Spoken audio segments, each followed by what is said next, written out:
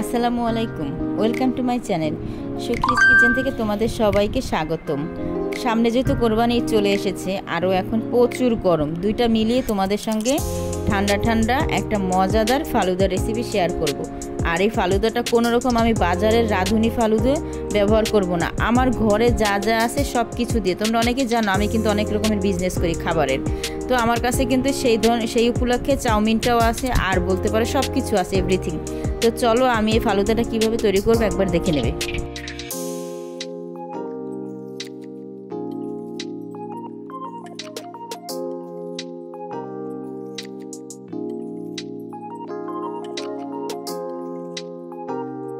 তো ফালুদাটা তৈরি করার জন্য প্রথমে আমি এখানে পানি নিয়ে নিলাম। আর এখানে আমি প্রথমে যে পানি নিয়েছি এটা কিন্তু খুব একটা বেশি পানি নিয়ে নিই, আমি জাস্ট অল্প একটু, বলতে পারো 1 কাপ। এবার আমি 1 কাপ পানির ভিতরে খুব সুন্দর করে আমি এখানে আগার আগার পাউডার দিয়ে দিছি 1 চামচ, আর চিনি 2 টেবিল চামচ। দেওয়ার পরে সব কিছু ভালো করে মিশিয়ে নিলাম। আর মিশিয়ে নেওয়ার পরে এটা আমি 2 থেকে 3টা বলক দিব, এর বেশি বলক আমি দিব না, কেননা তাহলে কিন্তু জেলটা বেশি শক্ত হয়ে যাবে। জেলটা একেবারে নরমও হবে না, আবার একেবারে শক্ত হবে না, মিডিয়াম টাইপের হবে, যাতে খাওয়ার যোগ্য থাকে।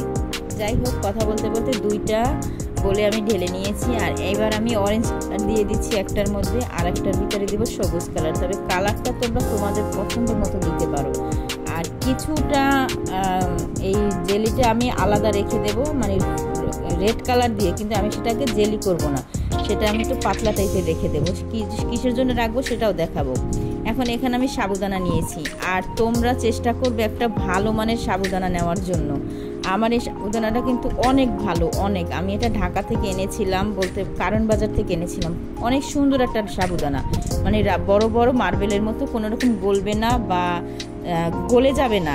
অরিজিনাল সাবুদানা চেনাটা কিন্তু খুবই মুশকিল। তো আমি এখানে 2 লিটার দুধ দিয়ে দিয়েছি, দেওয়ার পরে নেড়ে চেড়ে সাবুদানাটা দিয়েছি। আর তোমাদের আজকে বলতেছি তোমরা অরিজিনাল সাবুদানা কিভাবে চিনবে। যখন তোমরা সাবুদানা কিনতে যাবে, একটা সাবুদানার মুখে দিয়ে চাপবাবে, যদি দেখো গলে গেছে তাড়াতাড়ি, তাহলে ভাই ওটা নকল সাবুদানা। আর যেই সাবুদানাটা চাবানোর পরও শক্ত থাকবে, ভিতরটা অনেক শক্ত, মানে চালের চাইতেও বেশি শক্ত, সেটা হয়েছে অরিজিনাল সাবুদানা। তো অবশ্যই আমার এই টেস্টটা তোমরা ফলো রাখবে, তাহলে তোমরা একটা ভালো সাবুদানা পাবে। এবার সেই সাবুদানাটা যখন একটু হয়ে এসেছে, তখন আমি সেই যে চাউমিনটা, আমি যেহেতু বিজনেস করি আগেই বলেছি, তাই আমার কাছে আল্লাহর রহমতে সব কিছুই থাকে। আমি চাউমিনও তো বানাই বিক্রি করি, এজন্য আমি এখানে অল্প একটু চাউমিন, সেটা তো আমি দেখাইছি আমি কতটুকু নিয়েছি, সেটা আমি ভেঙে দিয়ে দিলাম।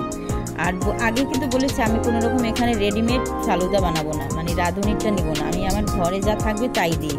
আর সেটাও আলহামদুলিল্লাহ খুব ভালো হয়েছে, খেতে অসম্ভব মজার হয়েছে, মানে রেস্টুরেন্টের চাইতে বেশি ভালো হয়েছে, এক কথায় বলতে পারি। এখন এখানে আমি সাবুদানাটা দেওয়ার পরে, নুডলসটা দেওয়ার পর ভালো করে আমি সিদ্ধ করে নিয়েছি। তারপর আমি চিনি দিয়ে দিয়েছি, আর চিনিটা কিন্তু অবশ্যই সিদ্ধ হওয়ার পরে দিবে, নয়তো কিন্তু সাবুদানাও সিদ্ধ হবে না আর নুডলস তো হবেই না, এই কথাটা কিন্তু মাথায় রাখবে। তো ভালো করে সর্বদিক থেকে কাচিয়ে কুচিয়ে নিয়ে সুন্দর করে প্যাচুলার দিয়ে সিদ্ধ করে নিয়েছি। আর দেখতেই পারতেছো কতটা সুন্দরভাবে সিদ্ধ হয়েছে। আর সাবুদানাগুলো কিন্তু একেবারে গোল গোল মার্বেলের মতো, খুবই সুন্দর দেখতে। আমি কি বলবো, আমি অনেকগুলো সাবুদানা এনেছি, যেহেতু এখন গরমকাল, একটু 2-1 দিন পর পর ডেজার্ট বানিয়ে খাবো বা অন্য। আর আমি তো কিছুদিন পর পরই ঢাকাতে যাই আমার এই বিজনেসের জিনিসপাতি কেনার জন্য। এটা আমার পিছন পুরনো আপুরা সবাই জানো ভাইয়ারা, কিন্তু এখন বর্তমানে আমার চ্যানেলে অনেক নতুন নতুন আপু ভাইয়ারা অ্যাড হয়েছে, তারা তো আর জানে না। তো তাদের উদ্দেশ্যে বলতেছে, আমি কিন্তু ঘরে বসে থাকি না শুধু, আমার একটা ইউটিউব চ্যানেল আছে, সেটা সবাই জানো, যারা তোমরা প্রতিনিয়ত আমার চ্যানেলে আসো, কমেন্ট করো। আবার আমি তার সঙ্গে কিন্তু বিজনেসও করি ঘরে বসে, কারণ আমি চাই কোনো মেয়েরা যাতে ঘরে বসে না থাকে, কোনো কাজ করে, প্রত্যেকটা নারী উদ্যোক্তা হোক, কেননা স্বামীর উপার্জনের আশায় বসে না থেকে নিজে কিছু করা উচিত আমি মনে করি। এবার আমি এখানে অনেক রকমের ফল নিয়ে নিয়েছি, তারপরে এই 2-3 রকমের যে জেল বানিয়ে রেখেছি, আর একটা যে বলেছিলাম না রেড কালারের, মানে ঘন করে বানাবো কিন্তু ওটা জেল হবে না। এবার 2টা সার্ভিং বলে এরকম ফালুদা উঠিয়ে আনার পরে এরকম ফলগুলো দিয়ে দিলাম সব রকমের। আর এই যে জেলগুলো দিয়ে দিচ্ছি, জেলগুলো কিন্তু বেশি নরমও হয় না, আবার একেবারে শক্ত হয় না, মিডিয়াম হয়েছে।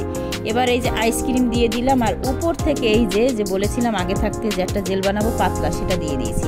আর আইসক্রিমটা কিন্তু আমার নিজের হাতে বানানো, আর অলরেডি তোমরা কিন্তু এই আইসক্রিমের ভিডিও অনেকদিন আগেই পেয়ে গেছো। আইসক্রিমটা কিন্তু নিজের হাতে তৈরি করেছি ফ্রেশভাবে, কেননা আমি সব সময় চেষ্টা করি আমার ঘরের সবাইকে একটা ফ্রেশ ভালো খাবার দেওয়ার জন্য। আমি বাজারের কোনো খাবার আমি পছন্দ করি না। এক কথায় বলতে পারো আমার কেন জানি বাজারের কোনো কিছুই রেস্টুরেন্টের আমার পছন্দ না।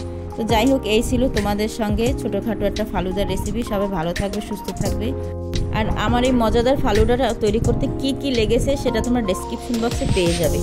সবাই ভালো থাকবে, সুস্থ থাকবে আমার প্রিয় আপু ও ভাইয়েরা। আজ এ পর্যন্তই, আল্লাহ হাফেজ।